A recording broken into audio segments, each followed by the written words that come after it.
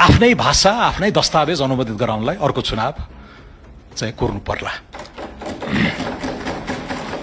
विगत 30 वर्षकै नीति, शासकीय शैली र चरित्र ठिक भएको भए राजनीतिमा पुस्तान्तरण र आर्थिक सामाजिक क्षेत्रमा यति व्यग्र रूपान्तरणको माग हुने थिएन। पछिल्ला 3 दशकमा नेपाल, नेपाली नागरिक र समग्र अर्थतन्त्रले कुशासनको कति ठूलो मूल्य चुकाएको छ। सुस्त निर्णय प्रक्रिया, मिलोमतो, नीतिगत अन्यल, बिचौलिया तन्त्र र संस्थागत दोहनका कारण मुलुकले गुमाएको आर्थिक अवसर, रोजगारी र सम्भावित आर्थिक वृद्धि, मैले यसलाई मिसिङ जीडीपी भन्ने गरेको छु, त्यो मूल्य अकल्पनीय छ। त्यसैले नै हामीले सुशासनको लाभांश, थिति बसाउने संकल्प जस्ता अवधारणाहरूलाई अगाडि सारेका हौं।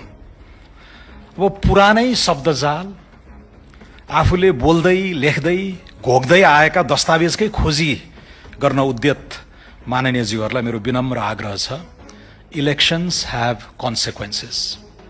Historic elections have profound consequences. यति कुरा चाहिँ मनन गरिदिनु पर्ला। गत भाद्र 23 र 24 को विस्फोट अनि फागुन 21 को आम निर्वाचनपछि मुलुक नयाँ बाटोमा लागेको छ। जनताबाट अनुमोदित भाषा, शैली, दर्शन, सार यहाँ जे प्रस्तुत गरिएको हो त्यो नै हो। किनकि हामीले निर्वाचन लड्नुभन्दा अगाडि रूपान्तरणका 100 आधारहरू भनेर वाचापत्रमा उल्लेख गरेका थियौं। त्यसैलाई नै जनताले अनुमोदित गरेको भन्ने कुरालाई मान्ने हो भने त्यसैमा टेकेर आएका, लगत्तै आएका 100 वटा शासकीय सुधारको मार्गचित्र, हाम्रो नीति तथा कार्यक्रम र अहिले बजेट अथवा विनियोजन विधेयक, यो विनियोजन विधेयक होइन, ठूलो अन्यल पाएँ मैले, विनियोजन विधेयक यो होइन, विनियोजन विधेयकको सिद्धान्त र प्राथमिकता हो। त्यो अन्यल चाहिँ नरहोस्। त्यति मात्रै अन्यल नरहँदा पनि धेरै कुराहरू छर्लङ्ग हुन्छ भन्ने मलाई लाग्दछ। अब आफ्नै भाषा आफ्नै दस्तावेज अनुमोदित गराउनलाई अर्को चुनाव चाहिँ कोर्नु पर्ला। तर यति भन्दै गर्दा पनि संविधान प्रतिको हाम्रो वफादारी, हाम्रो प्रतिबद्धता बारे एउटा आधारहीन संशय छरिएको पनि म पाउँछु। संविधानमा मन नपरेका प्रावधानहरूलाई फेर्न परे पनि यही संविधानकै धारा 274 र धारा 275 टेकेर मात्रै गर्छौं भन्ने कुरा फेरि हामीले वाचापत्रमा उल्लेख गरेका छौं। त्यसैले संविधानप्रति हाम्रो प्रतिबद्धता छ र यो संविधान स्वीकार्नुमा प्रमुख कारण पनि त्यही हो। यहाँ मन नपरेका कुराहरू जे संशोधनीय छन् ती विषयहरूलाई पनि यही संविधानकै वैध धाराहरू टेकेर नै गर्न सकिन्छ भनेर नै यसको सौन्दर्य अतिरिक्त रूपमा प्रगाढ बनेको भन्ने कुरा म यहाँ सम्मानित सदनमा राख्न चाहन्छु।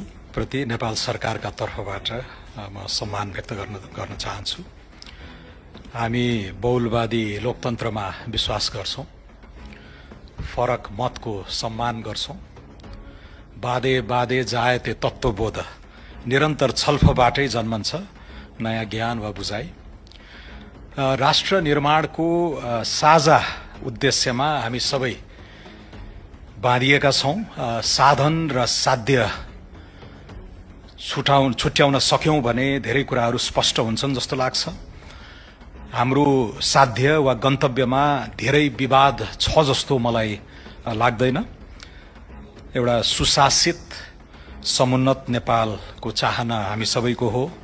अर्थतन्त्रको आकार बढोस्, सम्मानजनक रोजगारी र औसत प्रति व्यक्ति आयमा वृद्धि होस्, राज्यले सामाजिक न्यायको पक्षमा गर्न सक्ने लगानीको सामर्थ्य बढोस्, अन्तर्राष्ट्रिय प्रतिष्ठा र आत्मसम्मान कायम होस्। अब त्यहाँ पुग्ने बाटोमा चाहिँ केही विमति हुन सक्छ।